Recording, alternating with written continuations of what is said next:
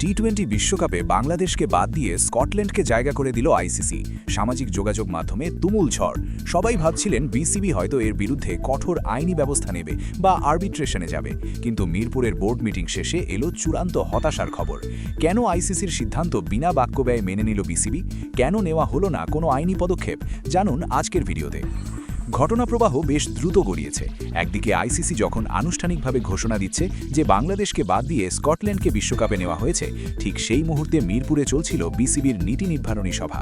সবার চোখ ছিল সেই মিটিংয়ের দিকে। গত কয়েকদিন ধরেই গুঞ্জন ছিল বিসিবি হয়তো আইসিসির সিদ্ধান্তের বিরুদ্ধে আন্তর্জাতিক ক্রীড়া আদালতে যাবে বা সালিশি ব্যবস্থা চাইবে, কিন্তু বাস্তবতা হলো আইসিসি বোর্ডে বাংলাদেশ 14-2 ভোটে হেরে গেছে।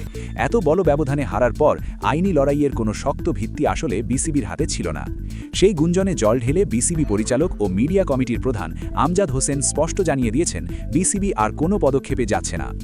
আমজাদ হোসেনের বক্তব্যে বিষয়টি পরিষ্কার। তিনি জানিয়েছেন, আমরা আইসিসির সিদ্ধান্ত মেনে নিয়েছি।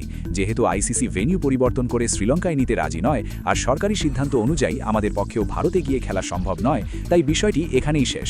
আমরা কোনো আরবিট্রেশনে যাচ্ছি না। এর আগে ক্রীড়া উপদেষ্টা আসিফ নজরুলও জানিয়েছিলেন, ভারতে না যাওয়ার সিদ্ধান্তটি সম্পূর্ণ বাংলাদেশ সরকারের। সরকার থেকে স্পষ্ট জানিয়ে দেওয়া হয়েছে যে বর্তমান ফিক্সচার বা সূচি পরিবর্তন না হলে ভারতে গিয়ে অংশগ্রহণ করা সম্ভব নয়। আইসিসি বিসিবিকে 24 ঘন্টা সময় দিয়েছিল চূড়ান্ত উত্তরের জন্য।